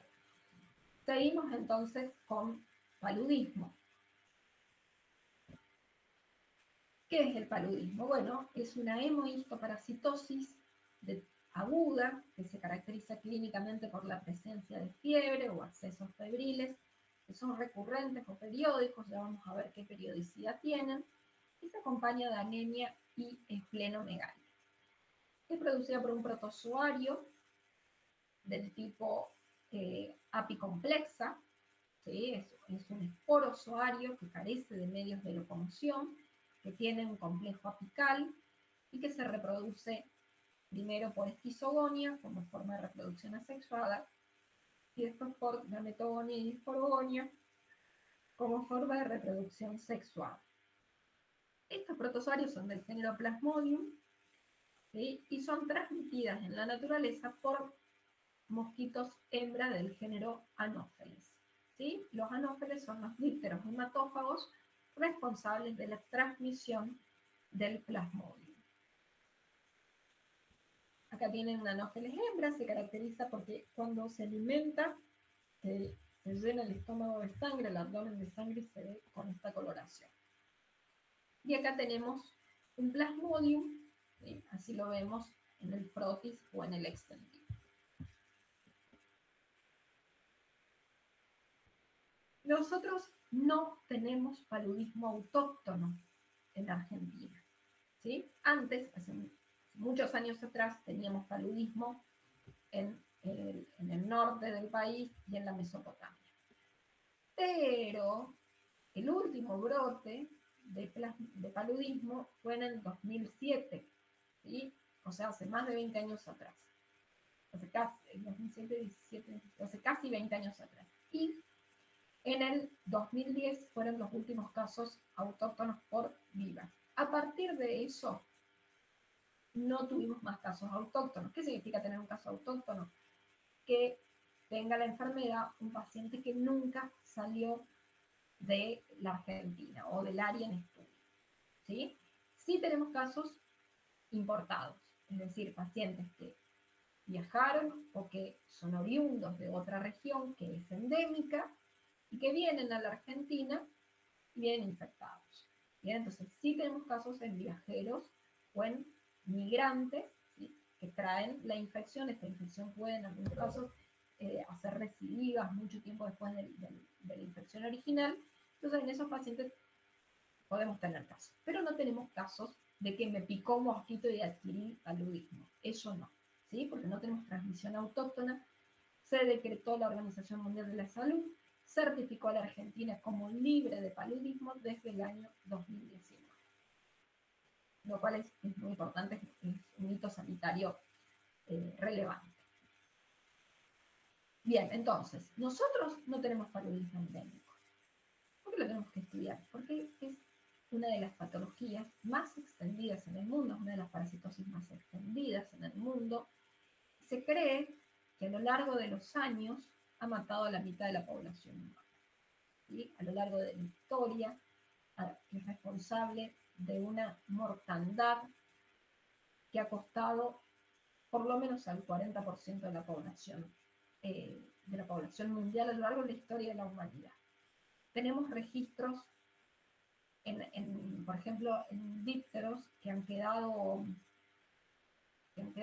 ¿cómo se llama esto? Cuando quedan, me sale fagocitados, no son fagocitados, que han quedado petrificados, ¿sí? Desde hace 5.000 años, ¿sí? Que se han hecho estudios y se han encontrado estos dípteros petrificados que tienen 5.000 años de antigüedad, pues se determinó ese tiempo por pruebas de carbono, y encontraron material genético del Plasmodium en esos dípteros. Entonces, es un protozoario antiquísimo que ha acompañado el desarrollo de la humanidad y le ha costado muchas vidas al género humano. ¿Bien? El 90% de los casos se encuentran en África subsahariana, ¿sí? Y la segunda región más afectada a nivel mundial es el sudeste asiático, ¿sí? Con el 7% de los casos, seguido de toda la región del Mediterráneo oriental, que tiene alrededor del 2%. En América nosotros tenemos, sobre todo en Centroamérica en Centroamérica y el norte de Sudamérica, incluyendo zonas de Brasil, tenemos paludismo también por Plasmodium vivax, mientras que en África el Plasmodium que predomina es el Plasmodium falciparum, que es el que tiene mayor mortalidad. ¿Sí? ¿Qué es lo que pasó con vivax?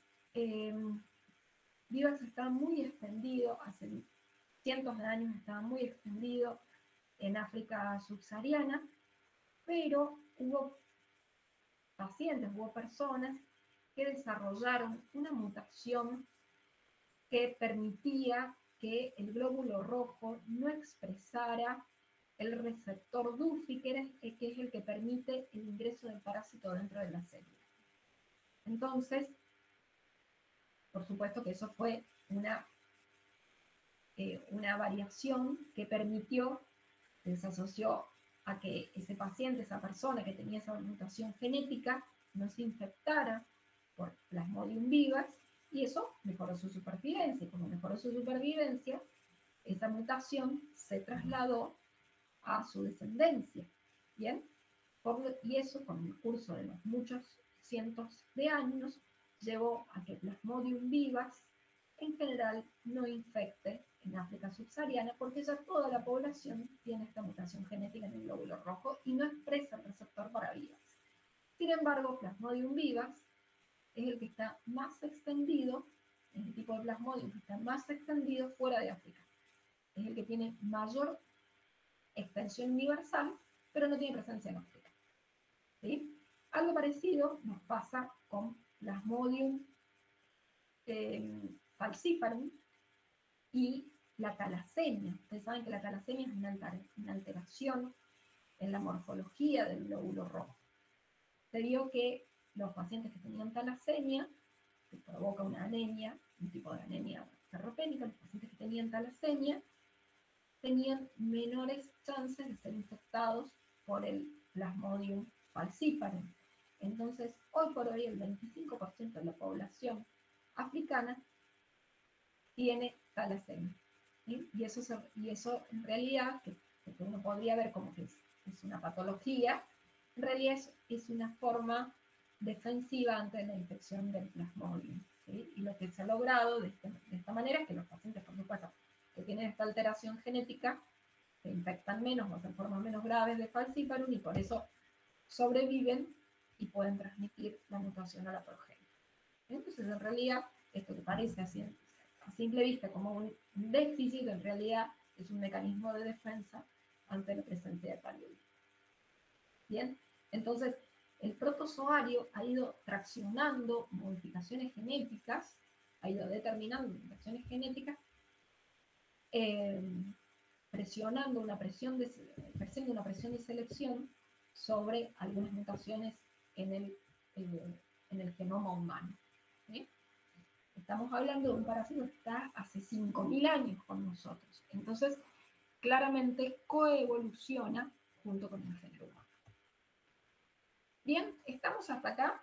Entonces, fuera de África, yo voy a tener Plasmodium vivax, Plasmodium ovale, ¿sí? Plasmodium malaria. En África, la mayoría de los casos son por Plasmodium falciparum, que es el más extendido y el que tiene también mayor mortalidad.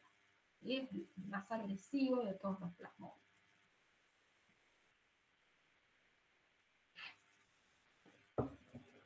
Antes de decir cómo se transmite, quiero contarles un poquitito de estas especies.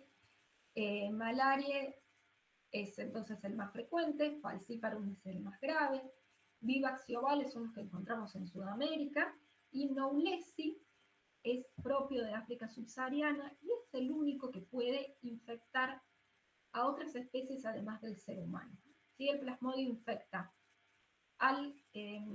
solamente al ser humano, es el reservorio exclusivo, y la especie Knowlesi se registró también en primates superiores, es decir, primates del tipo de los orangutanes o de los, digamos, de estos monos de mayor tamaño, más cercanos en la escala filogenética al ser humano. Es el único animal que esté infectado además del ser humano. ¿Alguien necesita hacer alguna pregunta? Recuerden que yo no veo las preguntas, díganmela por favor si necesitan.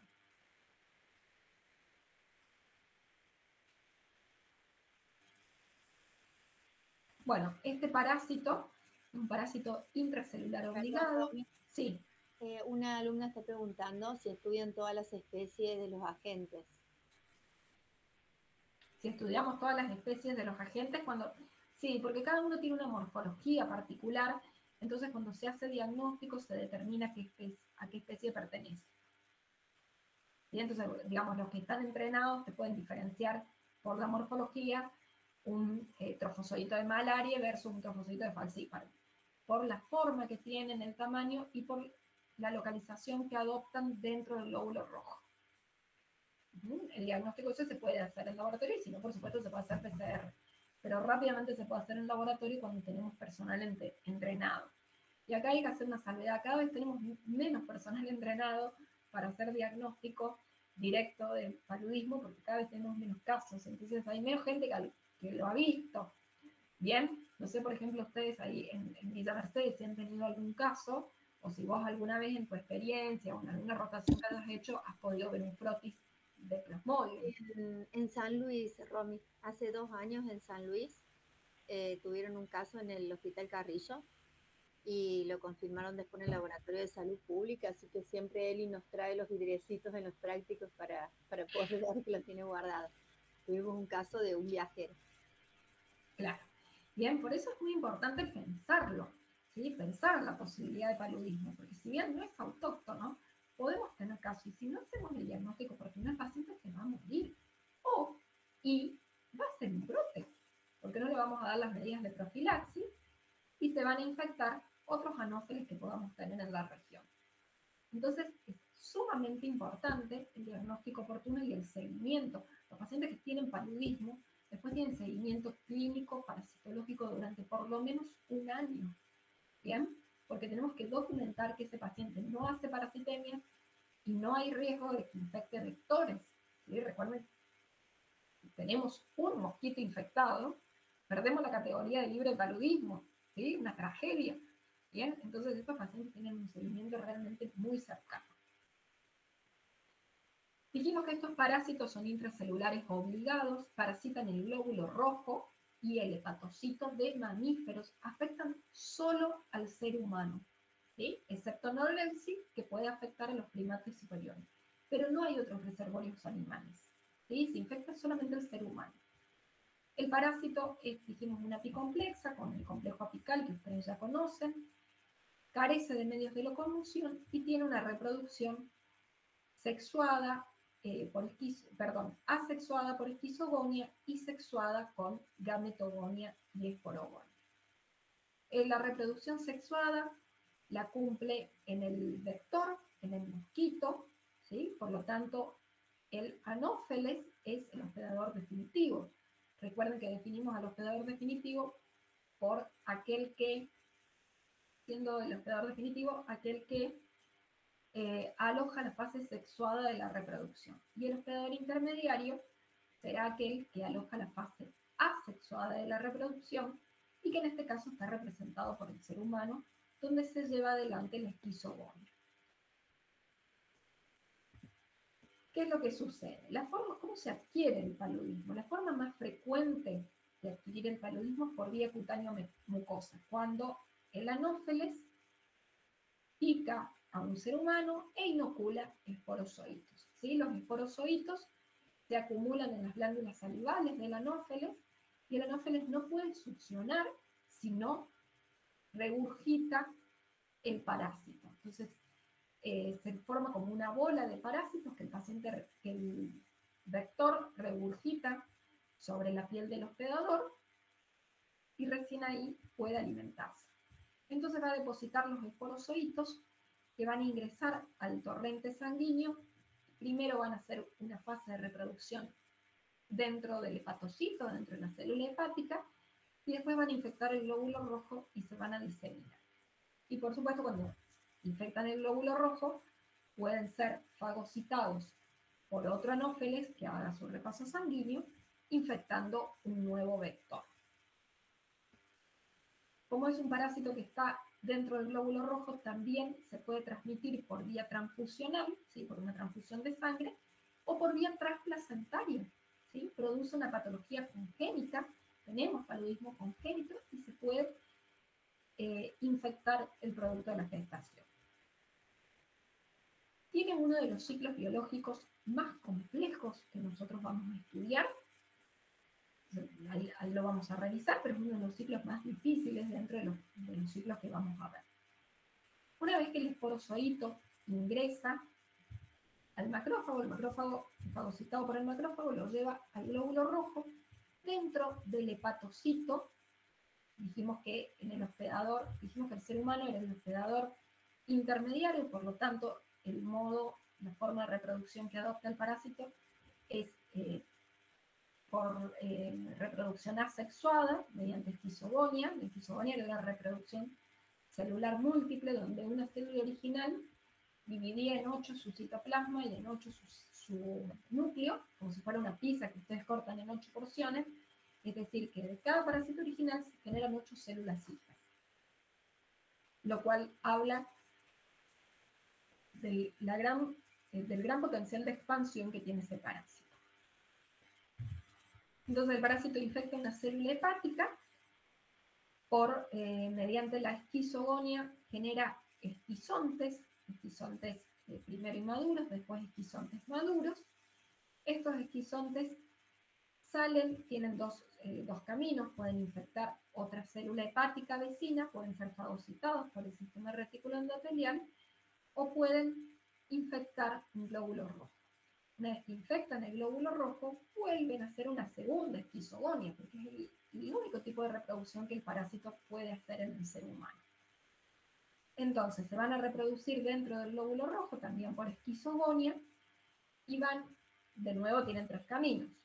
Puede este glóbulo rojo ser eliminado por el sistema inmune, puede el esquizonte maduro infectar un glóbulo rojo vecino, o pueden transformarse estos esquizontes en células gametales, micro y macrogametos, que van a constituir el elemento infectante para el anófeles.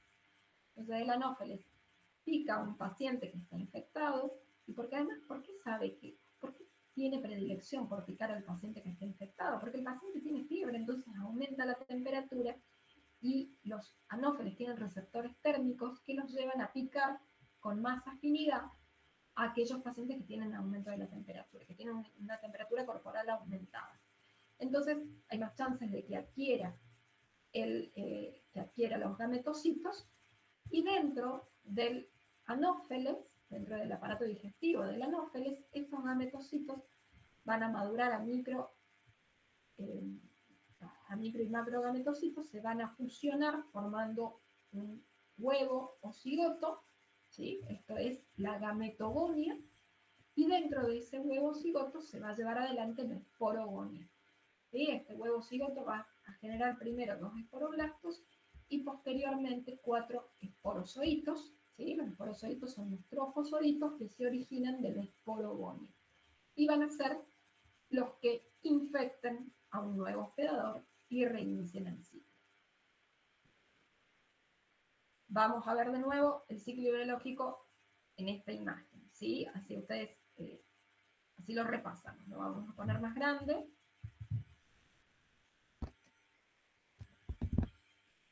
Así ustedes lo pueden ver y queda claro. Vamos de nuevo.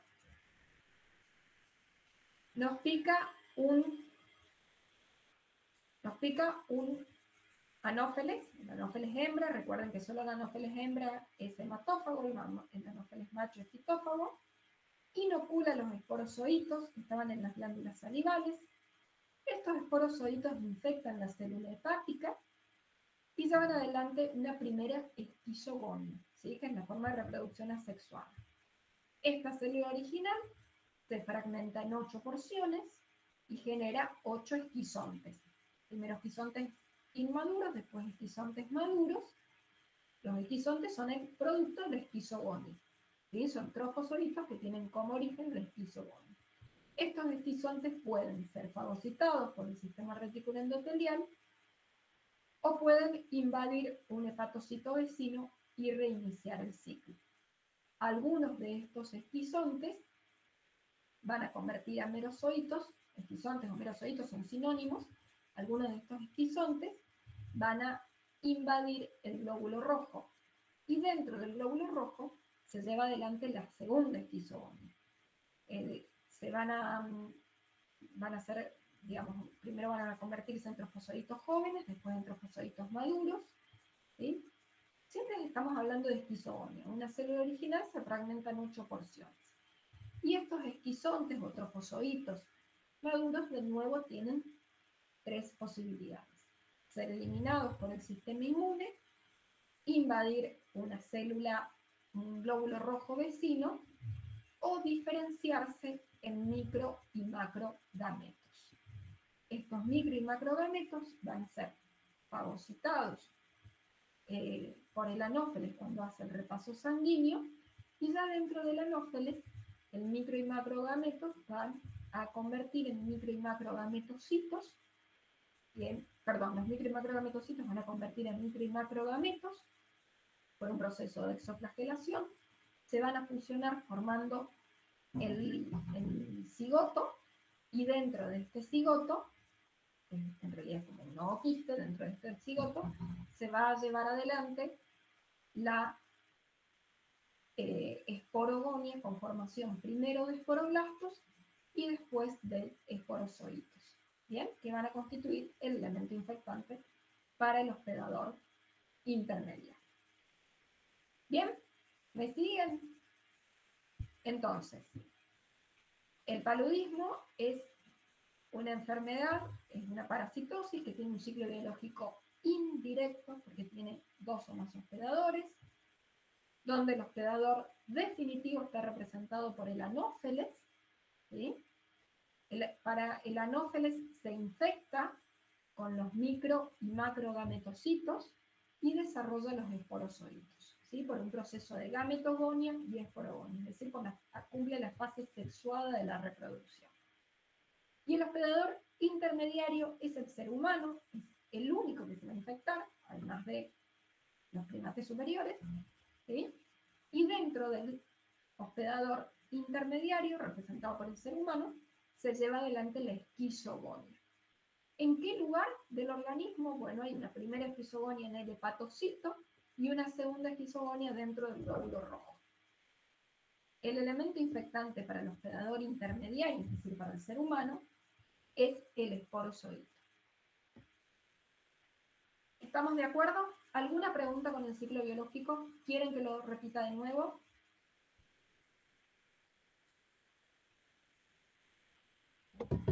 Yo lo entendí, profe. Bueno, vamos a ver entonces qué es lo que sucede con el ser humano mientras que tiene este parásito reproduciéndose en su interior. ¿Sí? Recuerden que afecta inicialmente el hígado y después los glóbulos rojos. Cada vez que el glóbulo rojo se rompa y se liberen esporozoitos, se liberen trofozoitos a la circulación, se van a liberar trofozoitos, se van a liberar pigmentos propios del parásito, se van a eliminar metabolitos, ¿bien? Y todas esas sustancias químicas van a actuar como pirogénicos y van a disparar la cascada del ácido araquidónico. Entonces, ¿qué es lo que sucede? El paciente va a tener fiebre, ¿sí? Va a tener liberación de neuromoduladores de la circulación, entonces se va a sentir mal, va a estar hipotenso, se va a deshidratar, va a tener vasodilatación periférica, todo producto de la liberación, de la activación de la cascada del ácido araquidónico. Entonces, el momento que el paciente tiene fiebre se relaciona y está determinado por la ruptura del glóbulo rojo. ¿Por qué es importante esto? Porque este proceso de esquizogonia a nivel hepático y esquizogonia a nivel eritrocítico, le lleva tiempo al parásito. ¿Y cuánto tiempo le lleva? Y depende de la especie, le va a llevar 48 horas o 72 horas. Para Plasmodium vivax o Plasmodium malariae o Plasmodium ovale le lleva 48 horas. Pero al falciparum le lleva 72 horas. Entonces, si el paciente está infectado por un Plasmodium vivax, va a romper el glóbulo rojo cada 48 horas. Y el paciente va a tener fiebre cada 48 horas. Pero si está infectado por un falciparum, va a tener fiebre cada 3 días. Porque hacer este proceso al Plasmodium falciparum le lleva 72 horas y no 48. Por eso hablamos en paludismo, hablamos de fiebre en tercianas o fiebre en cuartanas. ¿Sí? Fiebre cada 48 o cada 72 horas, cada 3 días o cada 4 días. ¿Bien? Por eso ver la cronología de la fiebre es fundamental en estos pacientes. Porque el paciente va a venir y te va a decir, me sentí muy mal, tuve fiebre 6 horas, 8 horas, me sentí realmente muy mal, no me podía mover de la cama, pero después al otro día no tuve fiebre. Y si bien no me sentía bien, no volví a tener fiebre. Entonces por eso a lo mejor no vienen a consultar. Bien, y pasaron 2 o 3 días, yo creí que ya me iba a empezar a mejorar, que ya me iba a sentir mejor, y hoy de nuevo tuve fiebre. Bien, entonces esta cronología de tener fiebre cada 2 o 3 días es propia del paludismo. Y es un dato epidemiológico importante. Antes de seguir hablando de la fisiopatogenia, quiero decir algunas palabras del vector. El vector es un mosquito anófeles, ya dijimos, ya saben ustedes que es la hembra, que es la que necesita de alimentarse a partir de algunos nutrientes que están en la sangre para completar la maduración de los huevos, ¿sí? Por eso la hembra es hematófago, pero el macho no. Este es un insecto holometábolo, pasa por los estadios de huevo, larva, pupa y adulto. Es díptero, tiene 2 pares de alas, donde un par de alas sirve como para el vuelo y otro par de alas sirve como balancín. Tiene la cabeza y forma un ángulo recto con el resto del cuerpo y suele tener las alas moteadas, ¿sí? Las alas con unas manchitas. Tiene hábitos nocturnos o crepusculares, es decir, que pica a la tardecita o durante la noche y pica tanto dentro como fuera de las habitaciones. Puede volar hasta 3 kilómetros, ¿sí? Es uno de los dípteros que más capacidad de vuelo tienen, por lo cual si yo tengo un caso de paludismo, tengo que fumigar 3 kilómetros a la redonda. Y en general pone los huevos en lugares que tienen una alta concentración de materia orgánica, como por ejemplo en los árboles o en la vegetación, ¿sí? No pone los huevos en el agua, como sucede por ejemplo con Aedes, que las larvas se desarrollan en el agua, sino que en este caso pone los huevos en materia orgánica en descomposición.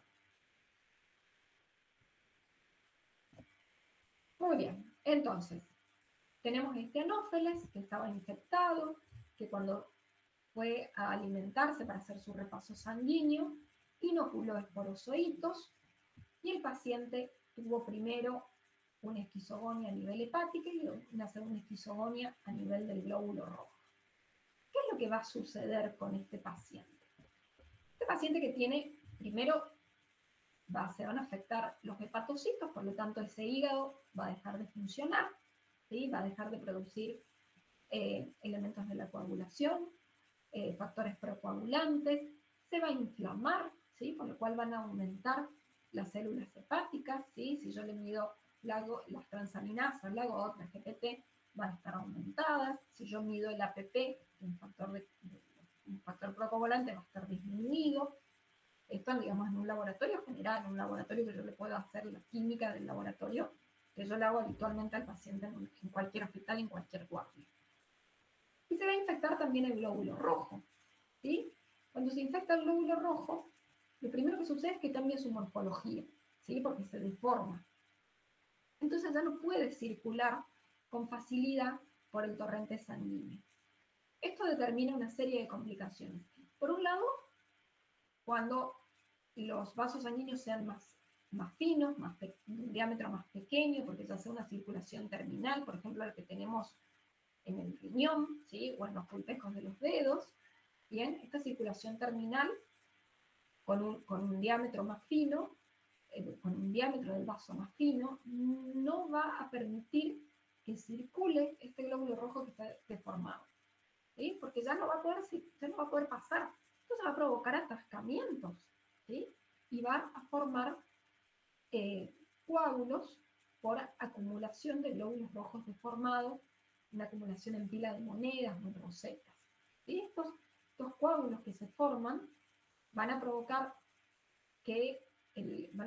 un freno en la circulación con una hemorragia dentro de una hemorragia en el sitio donde se acumularon y una isquemia posterior.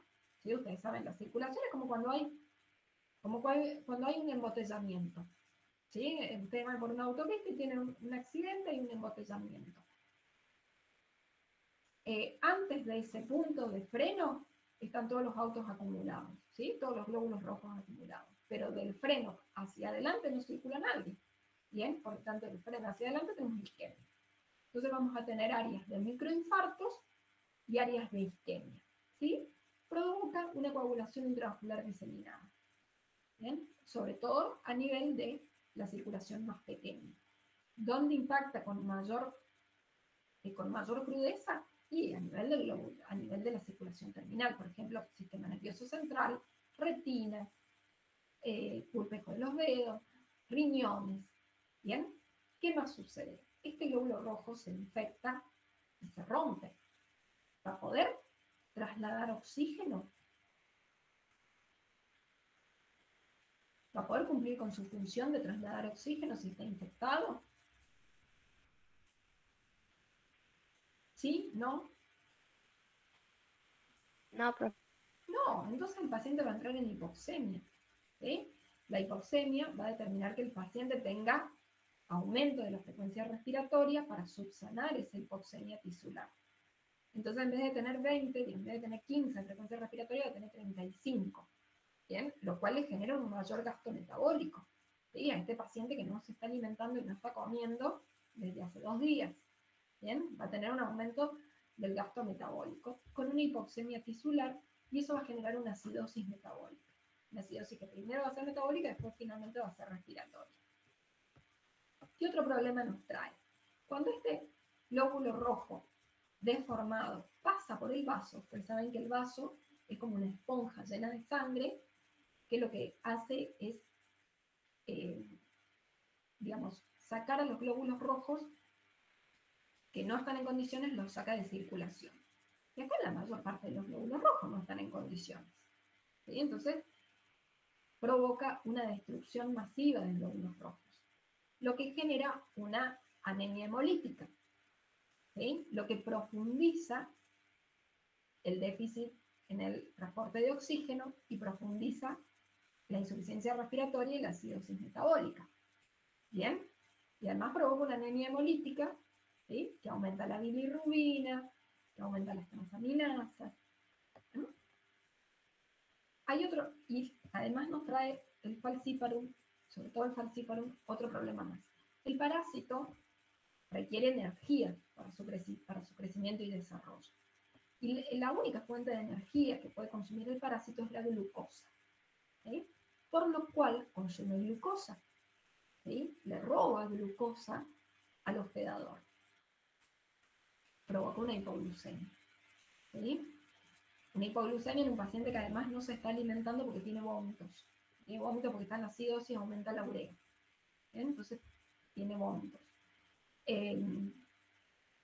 La hipoglucemia genera un costo metabólico altísimo. Ustedes saben que el sistema nervioso central, la glucosa es la nafta premium. ¿Sí? Si bien otros órganos pueden generar energía a través de glucógeno o de otros productos otros productos lúcidos, el cerebro solo utiliza glucosa como fuente de energía. Entonces, si el paciente está en hipoglucemia, el cerebro no tiene combustible para funcionar. ¿Cómo se va a manifestar eso clínicamente? Y el paciente va a estar somnoliento, va a estar nublado, puede llegar a estar en coma. puede provocar convulsiones, ¿sí? Cuando la glucemia baja por debajo de 50, el paciente puede tener convulsiones. Bueno, entonces, ¿qué le va a pasar al paciente? ¿Cómo va a venir a la guardia? Y acá tenemos que diferenciar el paludismo por falciparum, que es la especie más mala de todas, del paludismo por vivax, por ovale, por malaria, que si bien son más frecuentes, no son tan agresivos, ¿sí? En Sudamérica tenemos vivax y malaria, pero no son tan agresivos como es plasmodium, como es falciparum. Entonces, tenemos una forma de paludismo que va a ser no complicada, que tiene un periodo de incubación de alrededor 10 a 15 días, es decir, entre 10 días y una semana, entre que el paciente se infecta y empieza a tener síntomas. Y una vez que empieza a tener síntomas, se manifiesta por un acceso o un paroxismo palúdico. ¿Qué es el acceso palúdico? Es un cuadro febril que dura varias horas, ¿sí? Entonces, ¿qué es lo que se manifiesta clínicamente este proceso? ¿Y cómo se va a manifestar? Bueno, el paciente tiene primero una fase de vasoconstricción periférica, con aumento de la temperatura corporal, un aumento importante de la temperatura corporal, el paciente tiene 39, 39,5 de temperatura, 40 grados de temperatura, y después tiene una fase de sudoración profusa que tiene como objetivo disminuir la temperatura corporal, enfriar el cuerpo por medio de la sudoración. Este proceso de fase fría, fase de calor, fase de sudoración es más largo que en la fiebre que yo tengo habitualmente por una gripe, por una angina.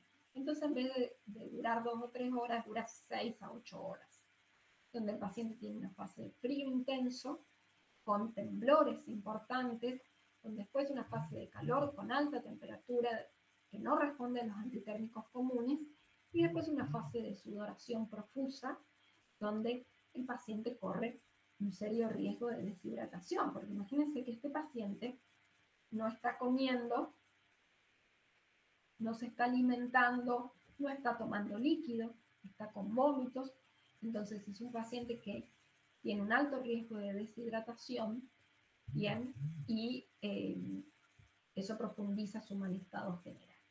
Este proceso de acceso paroxismo palúdico se repite cada 3 o 4 días según la especie de plasmodium que está infectando al paciente. Clínicamente se van a manifestar con fiebre, con anemia, porque el glóbulo rojo que está parasitado se rompe, y con esplenomegalia, porque es un vaso que está hiperfuncionando. Entonces, esa tríada de fiebre, anemia y esplenomegalia es característica del paludismo. Y en los casos de vivax u ovales, que pueden hacer infecciones que tienden a la cronicidad, ¿sí? Donde puede quedar, vivax y ovales tienen la particularidad de que pueden formar hipnozoitos. Los hipnozoitos lo que hacen es se quedan durmiendo la siesta en el hepatocito. ¿Sí? Son una forma del parásito que puede persistir en el hepatocito sin reproducirse. Entonces, utilizan el hepatocito como reservorio, no se reproducen, no rompen el hepatocito, quedan ahí como esperando. ¿Qué es lo que pasa con vivax y ovale? Son las especies que predominan en Sudamérica, y Sudamérica es en general, involucra en general tiene en general un clima subtropical, donde tenemos una época del año donde hace mucho calor y hay disponibilidad de vectores, y una época del año donde hace menor temperatura y el vector en general hiberna y no está disponible. Entonces, de este modo, el parásito se asegura, haciendo ciclos distanciados en el tiempo, se asegura de que en algún momento, en algún ciclo, se va a cruzar con el vector y va a poder continuar su ciclo. ¿Sí? Pero esta forma que tiene de hipnozoito es una forma de adaptación donde el parásito se queda durmiendo la siesta dentro del hígado, esperando que las condiciones sean favorables para su reproducción y tener mayor posibilidad de encontrarse con el vector. En el caso de falciparum es propia de África subsahariana. ¿Sí? ¿Qué es lo que le pasa a falciparum? Es propio de un lugar donde hace calor todo el año. Y como hace calor todo el año, tiene vector disponible todo el año. Entonces no le hace falta hacer un mozoito. ¿Sí? Se reproduce continuamente y cicla continuamente. Entonces, Falciparum no hace formas crónicas de paludismo, porque el paciente o se cura, recibe tratamiento y se cura, y el parásito se elimina, o el hospedador se muere. Pero Falciparum no tiene términos medios, no tiene grises. O se muere, o el parásito es eliminado y se muere, o es eliminado el hospedador mamífero. Bien, pero los dos no pueden convivir. Entonces Falciparum, por un lado, tiene alta mortalidad, el 90% de las formas graves de paludismo se deben a Falciparum, el 92% de la mortalidad está atribuida a Falciparum, bien, es el que tiene peor pronóstico, pero es propio de áreas tropicales. Bien, ¿se entiende esta cuestión? El paludismo severo, complicado, que es el paciente que decíamos recién, es el paciente que tiene hipoglucemia, que tiene una anemia severa por una destrucción masiva del glóbulo rojo, que entra en acidosis primero tisular y después, primero tisular y metabólica y después respiratoria, ¿sí? Porque hace una coagulación intravascular diseminada, que está deshidratado porque tiene aumento de la pérdida y disminución de la ingesta, y esa deshidratación conlleva a un hipoflujo renal, y además el riñón está sufriendo la hipoxemia porque tiene una circulación terminal, con lo cual no tiene orina para filtrar y tampoco podría filtrarla si la tuviera porque ya no está funcionando, lo cual se relaciona con el paciente va a entrar en oligoanuria y en insuficiencia renal, entonces se van a acumular productos nitrogenados en el organismo que no se van a poder eliminar y eso va a profundizar la acidosis metabólica y la acidosis respiratoria. Eso tiene un costo a nivel del sistema nervioso central, porque el sistema nervioso central no solamente que está hipoglucémico, sino que además está hipoxémico, con lo cual el paciente va a entrar en un estado de somnolencia primero, obnubilación y finalmente en coma con posibilidad de convulsión. ¿Bien? ¿Ustedes creen que este paciente tiene chances de sobrevivir?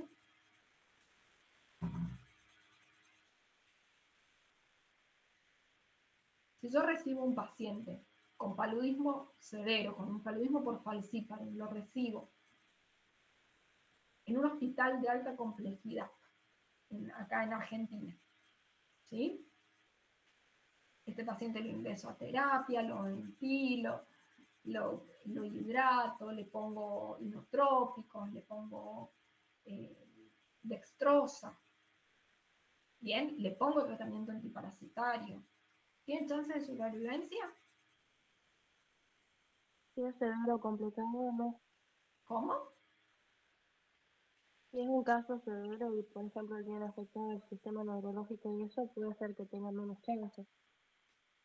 Claro, es un paciente que está crítico, está bien complicado, pero con un manejo médico adecuado, un tratamiento oportuno, capaz que sobrevive, capaz, tampoco lo podemos asegurar.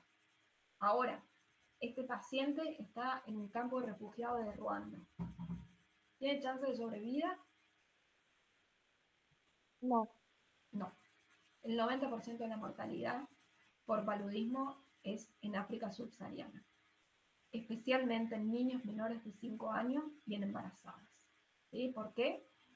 Porque en menores de 5 años, pues, bueno, porque son pacientes no extremos de la vida, siempre tienen el mayor riesgo de formas graves, y las embarazadas porque ya tienen per se un alto requerimiento metabólico. Bien, entonces estos pacientes tienen una altísima mortalidad. ¿Sí? Los pacientes que hacen paludismo severo tienen una alta mortalidad. ¿Y de qué se mueren? Y se mueren por el compromiso neurológico, por la insuficiencia renal, ¿sí? Por la acidosis metabólica. ¿Cómo vamos a hacer diagnóstico? Recuerden que el parásito está en el hepatocito, del hepatocito no lo podemos testear, pero también está en el glóbulo rojo. Entonces, si yo hago un frotis con una gota de sangre periférica, ¿sí? Le pincho el pulpejo del dedo al paciente y hago un extendido, ahí puedo ver al trofozoito dentro del glóbulo rojo.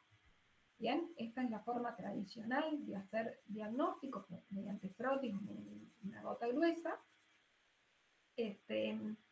Hay también, se puede hacer también métodos serológicos que no tienen mucha utilidad, ¿sí? Porque bueno, el paciente que sobrevive puede hacer anticuerpos, pero bueno, no me sirve para hacer diagnóstico en agudo del paciente que viene con el cuadro febril. Y podemos hacer test rápido también. En África existen los test rápidos que se hacen con una gota de sangre, una inmunocromatografía, ¿sí? Ponemos una gota de sangre del pulpejo del dedo como si fueran a medir la glucemia en una tira que se va a marcar con un color particular si detecta plasmodium, ¿sí? Si detecta glóbulos rojos infectados. Entonces, los pacientes que viajan de pronto pueden ir a cualquier farmacia y comprar un test rápido, bien que sale $3, $5, y a veces me dicen los pacientes que viajan, me dicen, che, me hice un test antes de salir y era negativo, ¿bien? Porque son de venta libre. ¿Bien? Es como si te fueras a controlar la glucemia a la farmacia, te haces un test de plasmodium. ¿Bien? Esto en áreas endémicas. Nosotros no tenemos disponibilidad de test rápido en Argentina ni en ningún lugar de Sudamérica. Acá nosotros hacemos diagnóstico por métodos directos como frotis o gota gruesa. ¿Cómo vamos a prevenirlo? La vigilancia epidemiológica es fundamental. La prevención de picaduras de insectos con ropa protectora, repelentes, tela mosquitera, todo lo que evite el contacto con el vector. El diagnóstico temprano y el tratamiento oportuno del paciente infectado es una forma de profilaxis secundaria porque evita la diseminación de la parasitosis en otros vectores. Y finalmente la quimioprofilaxis es fundamental para pacientes que viajan a áreas endémicas. Los pacientes, nosotros recuerden que nosotros no tenemos paludismo en Argentina, pero si viene una persona que me dice, mira, yo voy a viajar a un área, a un país, a una región, a un lugar donde hay paludismo, tiene que hacer profilaxis. ¿Sí? Profilaxis es un tratamiento con fármacos, con antibióticos, que se hace desde unos días previos hasta unos días después del viaje, generalmente dura alrededor de 28 días, donde el paciente, al recibir la profilaxis, tiene menos chances de desarrollar la enfermedad. ¿Sí? Porque si se infecta, ya está, es como un tratamiento preventivo. ¿Bien? Entonces, todos los viajeros que van a áreas endémicas tienen indicación de quimioprofilaxis. ¿Existe vacuna? Sí existe vacuna. ¿En quiénes está indicada? La vacuna no previene la infección. La vacuna tiene como objetivo prevenir las formas graves, ¿sí? Evitar el paludismo cerebral, el paludismo que afecta al sistema nervioso central.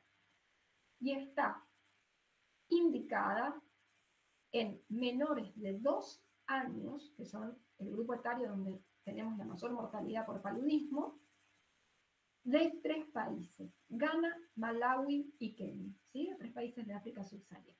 Entonces, ¿tenemos vacuna? Sí. ¿En quién está indicada? En menores de 2 años de estos 3 países. El paciente va a hacer un safari por el África. ¿Tiene indicación de vacuna? No. Tiene indicación de quimioprofilaxis. Le tenemos que dar fármacos, le tenemos que dar repelentes, le tenemos que decir que use ropa manga larga, así se muere de calor, no importa. Bien, porque es preferible morirse de calor y no morirse de paludismo. ¿Sí? La vacunación tiene como única indicación los menores de 2 años de estos 3 países que son endémicos. Bueno, muy bien. Después seguía la resolución de casos clínicos que no la vamos a ver porque la van a ver ustedes con los profes en el práctico. Preguntas, comentarios, consultas.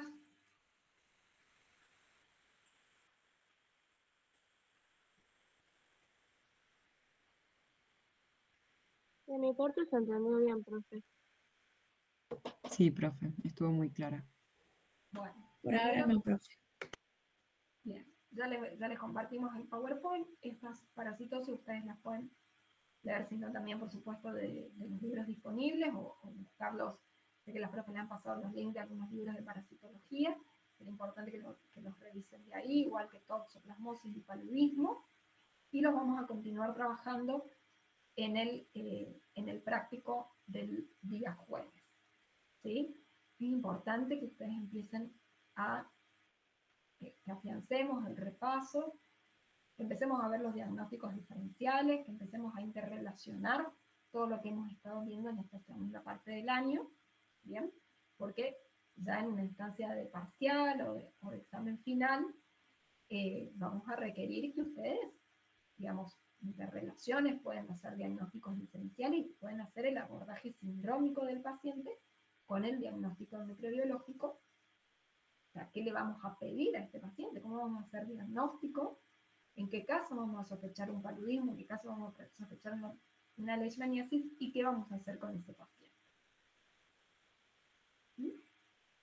Bueno, si no hay preguntas y comentarios, nos vemos entonces el miércoles para ver triquinosis e hidatidosis, otras dos patologías de origen parasitario que esas sí son endémicas acá en Argentina.